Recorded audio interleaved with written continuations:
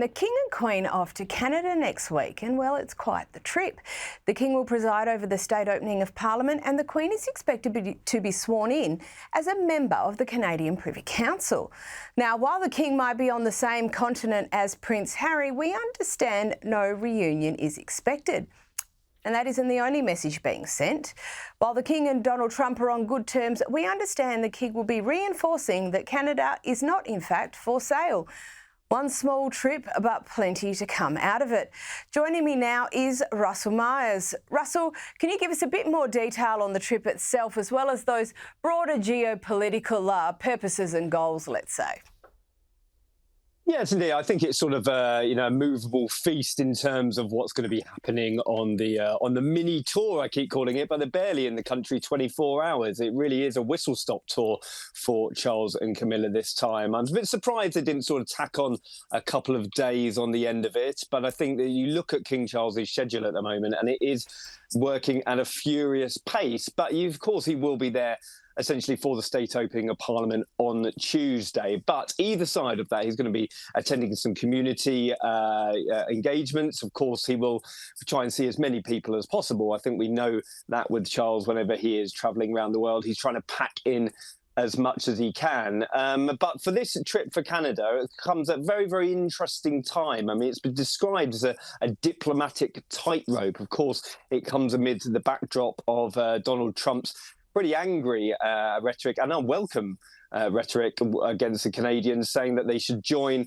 America as part of the 51st state. And certainly Mark Carney, the incoming Prime Minister, has said that certainly Canada is not for sale. So it comes at a very interesting time, not only for the Canadians, but of course for King Charles and the UK's relationship with their US cousins.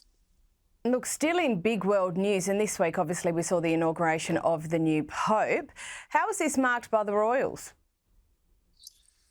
Well, again, it was interesting because the Duke of Edinburgh, the King's youngest brother, Prince Edward, actually went to Italy to represent the royal family. The King did, of course, see the last Pope and his visit to Italy and the Vatican some weeks ago. And I think that this will be sort of a precursor to another visit for King Charles. I think he'll want to meet Pope Leo, indeed, perhaps next year.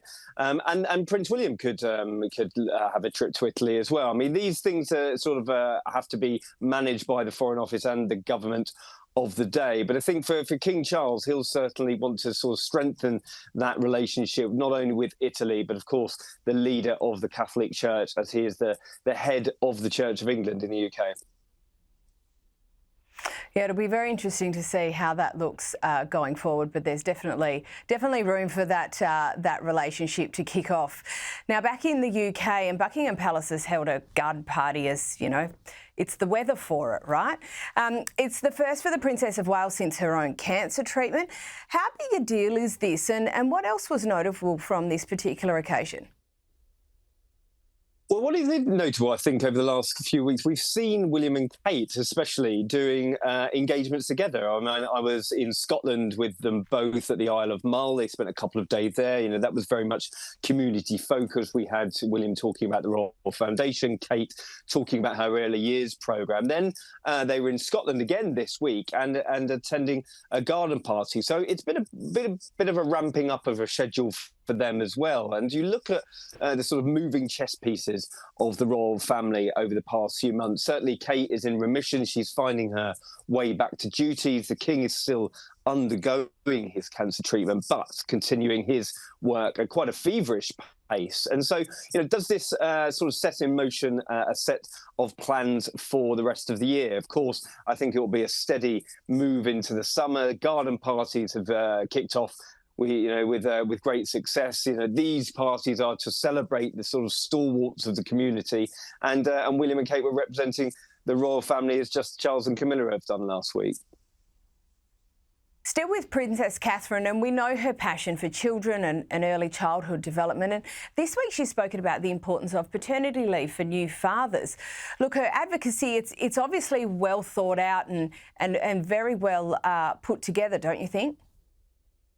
Well, very much so. I think we've seen this period of Kate's work growing from strength to strength over the last few years. She set up the Royal Foundation for Early Development in Children. That's had huge successes, so much so that this advocacy of having greater paternity leave for fathers has been taken up by one of the world's biggest companies. Deloitte have said that they're going to give fathers 6 months paid paternity leave. I mean, this is a huge, huge stride for her campaign, and she really has made it a crusade to sort of educate the wider public in the advantages of early development in children. And that comes not only for the children, but the sort of communities they're brought up in, the educational settings as well. And it's been described to me as one of the not only the pillars of her work, but something that she'll continue for the rest of her life and for the rest of her royal duties. So, if in this early stage, I think she should be hugely congratulated for such a massive step.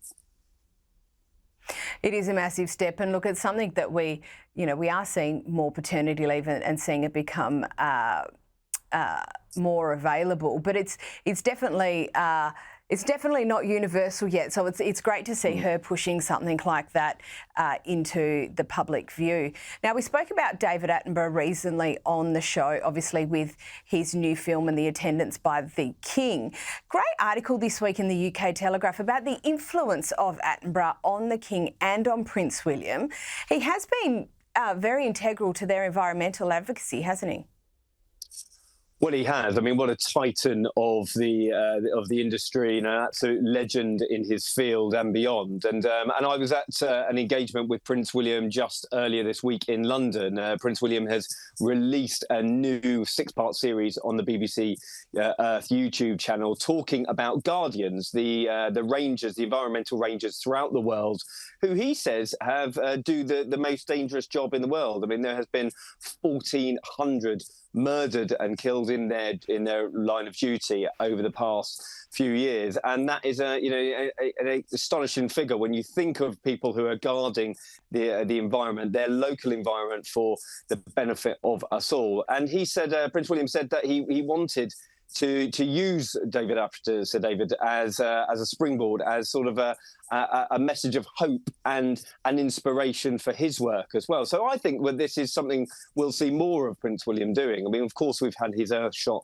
awards over the past few years, but does he want to do a bit more presenting? He is actually in front of the camera quite a lot in this series. So if you haven't checked it out, it's available now and every week. It's called Guardians, and well worth checking out.